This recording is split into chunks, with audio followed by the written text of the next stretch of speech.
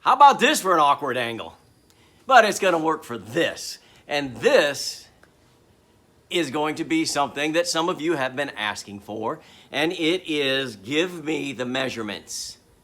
So I've been trying to do a little bit more of that as I've been going. And of course, your measurements are going to be your measurements, so you always have to measure. But some of these things, they will work as long as you do them all the same. Where are my hands going? As long as you do them all the same as I do them, it will come out like this. And that's the idea. But if you have something you want a little bit different, then that's okay. You just have to make your measurements work for that. I'm going to build a kitchen cabinet for you today, and I'm going to give you the measurements, and I'm going to give you the angles. On these cabinets, they're angled. See? Big at the top, small at the bottom. They're angled. And you want those angles to match the angles of your interior pieces of wood so that it looks nice when we finish it out. So let me show you exactly what we're going to use.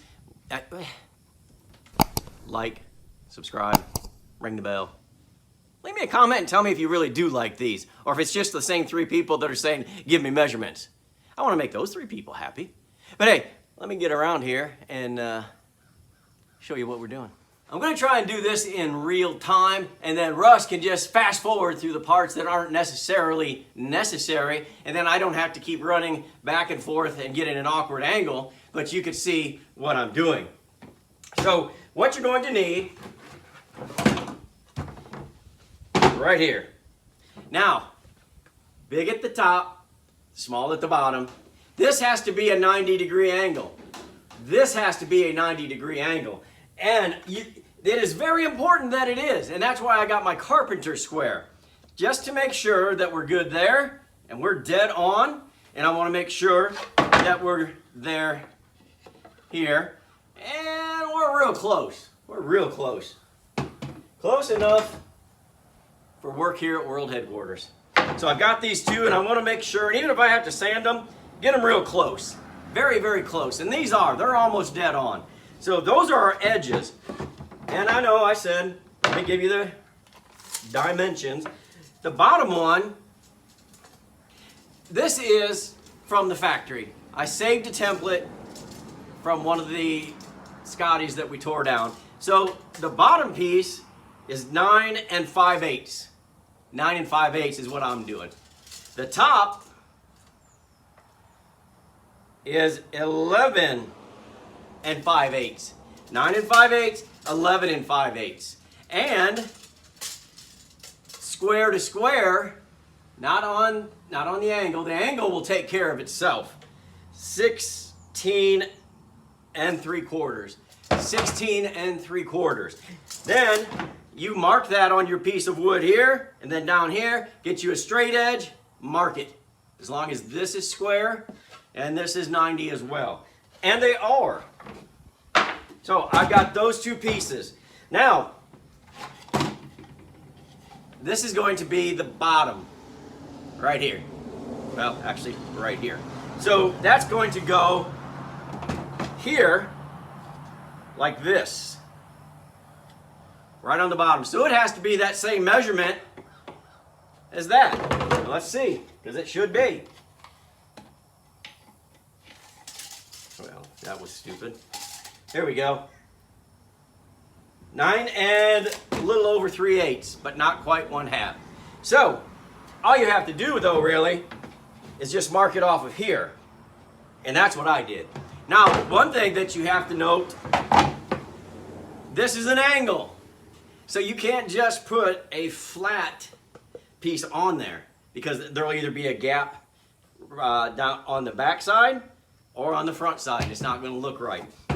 So this angle here has got to match this angle down here, and it does. And maybe you can see it. So we're flat on this side, but over here on this side, there's an angle. And that angle is 15 degrees. 15 degrees. Or as I say in my earlier videos, 15%. You know what I mean. It's 15 degrees. So once we know that this is 15 degrees, we'll use that on the rest of our measurements. Now, I've got to start with, oh, this is 36 and almost 3/4. Why? Why that's 36 and 3/4? Why not 35? Why not 36? Why not 37? Well, because I have some leftover trim. This is the trim that'll trim this cabinet out. And even though this is the Franken Scotty, and I don't know if it should have a soul. I don't know. But I'm going to give it one. I'm going to turn Franken Scotty into the bride of Franken Scotty. I'm going to make it beautiful. So I measured this trim here, 36 and 3/4. That's the only reason that this is 36 and 3/4, because I use that. Otherwise, make it whatever you want. So all of these are 36 and 3/4 as well. I've just got 2-inch pieces. Now these were from the roof. There were several roof boards, 1x4s, that weren't a problem. They were just fine. So I cut off the rot ends. These are perfect. That's going to give us a little bit of soul back into the bride of Franken Scotty. So I made 2 of them, 2 inches. They're going to be for the back. And it's going to hold it onto the trailer, 36 and 3/4. Now, you've got to have these 2 pieces, 36 and 3/4, for the top and the bottom, because they will help us make the door opening. And it'll hold on the front fascia piece. But these have to be 15 degrees as well. So this bottom measurement is 2 inches still, but that 15 degrees has to be on there so that it lines up. So it lines up right here. And it will. 15 degrees, 15 degrees. I know, it's percent. No, it's not. Okay. All right, I'm going to start putting this together. Russ will probably fast forward through this, and I'll stop along the way and show you my progress.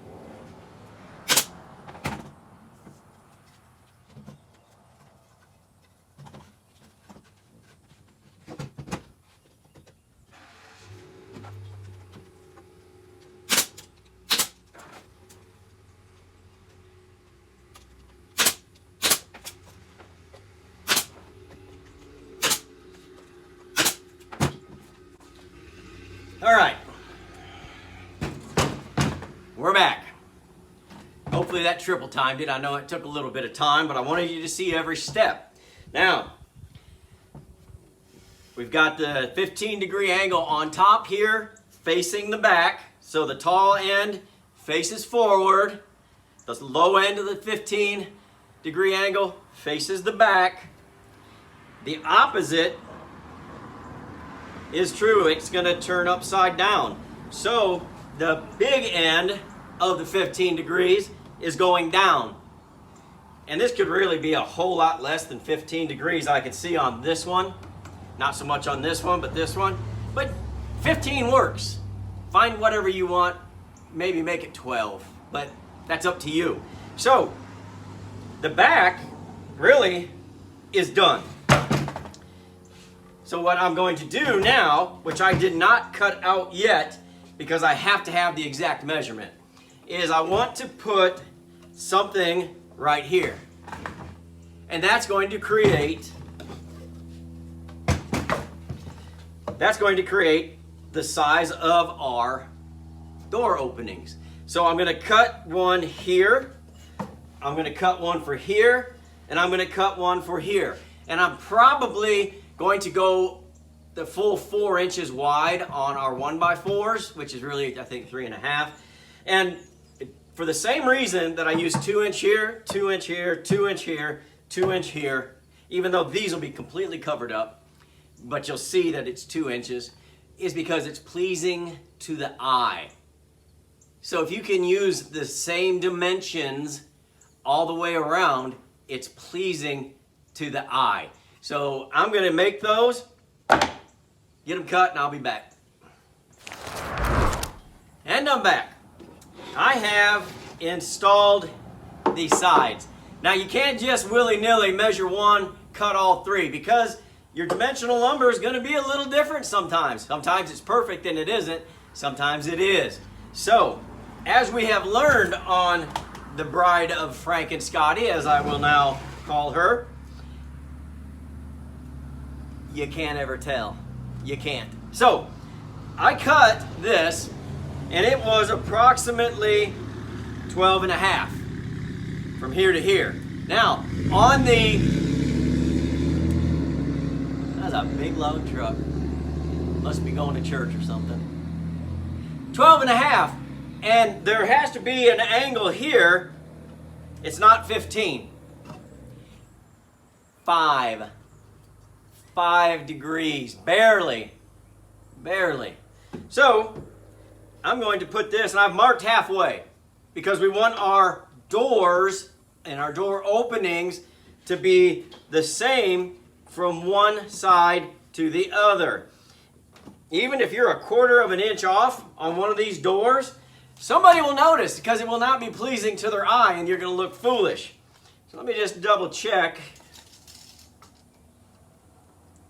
And that's within a 1/16, so I'm going to call that one good for now. Give it a little tack right here. Double check up top. Yep, we're there. Let's see, let's do this without making a mess. Hey, that's pretty good. All right, so now we've got these in. I'll put a couple more in here a little bit later, so you don't have to sit here and watch that. So here's what we're looking at right now. There's really not that many parts and pieces to it, as long as you do everything the same and the same length. Some people will take and put a shelf right here. I don't think that's necessary, really. Sometimes you want a bigger area to put things in, and you don't want to have to lay them sideways, so I kind of leave this one. I've put shelves in them before, but I stopped doing that. One, it looks awkward, and two, I don't know, I think you need this area. So let me go get the last piece to this puzzle, and oh, you don't have to watch it, but I'm going to put some screws right here, because that's holding it to the trailer. So I'm just going to double up that strength there. You don't have to watch that. I'll be right back with our last step. Got everything put together. And this is why we were so careful to make sure that this is as flat as possible. Doesn't have to be perfect, but it needs to be pretty close. So our last step now is to cut out some Luan. So this was about 17, I think 17 and a half, something like that, and 37, 38 inches long. So I just went ahead, took 19 inches off of the end of a Luan. So this is 19 by, I guess, 48, because that's what Luan is. So I'm going to get this put on here, and then we're going to router it out. I find it best to put some glue down. It isn't necessary. I've done it without it before. But every time I build something, everybody's like, you should glue that. You should glue it. I know. It's better. It's not necessary always, but it's better. Best practices. So that's what we're doing today. Best practices. I do not want to steer you astray, lead you astray, whichever one doesn't work for you. So I'm going to put some glue on here. I'm just going to be pretty careful to get the edges, definitely get near the edges. And then get that edge, this edge, and I'll probably go back around and, well, you can see. We'll go back down the middle, just like this. Get that right there, back there. Oh, hit this one a little better, right up through here. All right, I think that will make the glue police happy. So I'm going to put this on, and I'm going to try to square it as much as possible so I don't have to use the router as much. So if I hit this guy right here on top, and I get this pretty close to the edge, but it doesn't matter because we can use our router anyway. So then I'm going to hit it with some staples just to make sure that it stays where I want it. It'd be good to go down the side here because I know that we're going to trim this out. But even if we didn't, it's not that big of a deal because this whole trailer's painted. So we could just put our putty on, dry it, sand it, paint it, and you'll never know that there was ever any staples there. Boy, I learned yesterday, make sure you pull your finger out of there. All right, let me do this. Right, that one.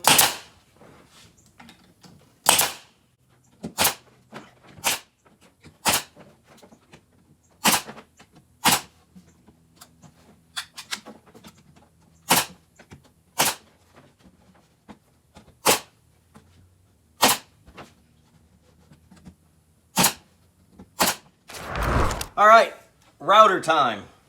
Got to cut a hole for our router to operate.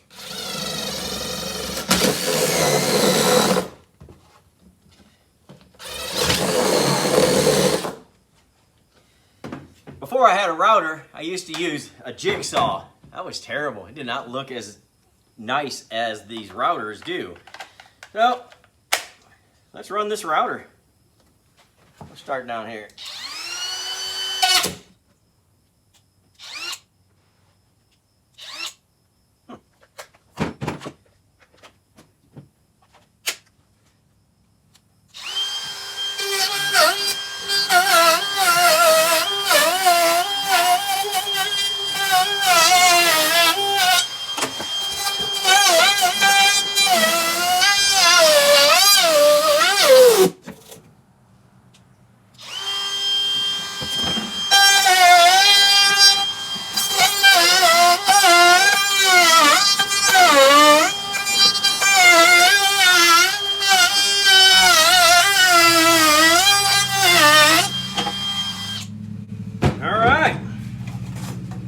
That router makes a big mess, but look at that.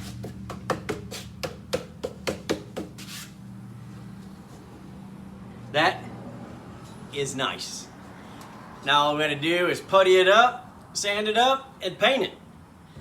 So really, if you didn't have to stop and make a video, I think if you had everything together, preloaded, it's only going to take you an hour. Somebody that's really good at it would probably would take them less than that, but I think you could plan on following these directions and you'd be done in an hour.